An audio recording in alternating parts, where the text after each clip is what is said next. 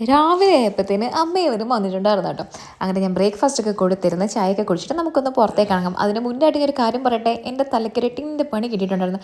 കഴിഞ്ഞ ദിവസം ഹെയറിന് ട്രീറ്റ്മെൻറ്റും കാര്യങ്ങളൊക്കെ ചെയ്ത് ഹെയർ കളർ ചെയ്തപ്പം അലർജി ആയെന്ന് തോന്നുന്നു കേട്ടോ. അടിപൊളിയാന്ന് പറഞ്ഞാൽ സ്കാൽപ്പിൽ തൊടാൻ പറ്റുന്നില്ല, ഭയങ്കര ഇച്ചിങ്, അതിൽ നിന്ന് പസ്സൊക്കെ ആയിരുന്നു. അങ്ങനെ നമ്മൾ നേരെ ഹോസ്പിറ്റലിലേക്ക് വിട്ട് ഡോക്ടറെ കാണിക്കാൻ വേണ്ടിയിട്ടായിരുന്നു. ഇന്നലെ ഞാൻ ഉറങ്ങിയിട്ടില്ലെന്ന് വേണമെങ്കിൽ പറയാൻ കേട്ടോ. അവിടെ ചെന്നപ്പോൾ കുറേ മെഡിസിൻസും കാര്യങ്ങളൊക്കെ തന്ന്. ഇതിൻ്റെ ഇടയ്ക്ക് കൊച്ചെടുത്ത് അമ്മയുടെ ഫോൺ എന്തോ ഇതാക്കി, ഫോൺ വർക്ക് ആവുന്നില്ല എന്ന് പറഞ്ഞു. അപ്പോൾ നമുക്ക് പറഞ്ഞു പോകുന്ന വഴി കാണിക്കാമെന്ന്. പിന്നെ ഇതിൻ്റെ ഇടയ്ക്ക് എനിക്ക് ഡ്രസ്സ് ഒന്ന് നോക്കണമായിരുന്നു, അതും ഒന്ന് നോക്കി.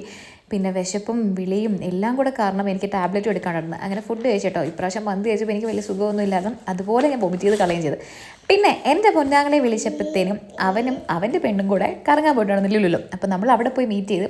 പിന്നെ ദേ ഈ ഒരു സാധനത്തിൻ്റെ ബ്രാൻഡ് അംബാസിഡർ ഞാൻ ആവാനുള്ള ചാൻസസ് ഉണ്ട് കേട്ടോ. ഇപ്പോൾ അടുപ്പിച്ച് കുറച്ചായിട്ട് ഞാനത് കഴിച്ചുകൊണ്ടിരിക്കുകയാണ്. കട്ടൻ ചായ കുടിച്ചപ്പോൾ എനിക്ക് ഒരു ആശ്വാസം കിട്ടി. കാരണം മന്തി കഴിച്ചെല്ലാം ഫുള്ള് വോമിറ്റ് ചെയ്തു കേട്ടോ. ഇനി ഇവിടുന്ന് കുഞ്ഞ് ഷോപ്പിംഗ് ഒക്കെ കഴിഞ്ഞ് നമുക്ക് നേരെ വീട്ടിൽ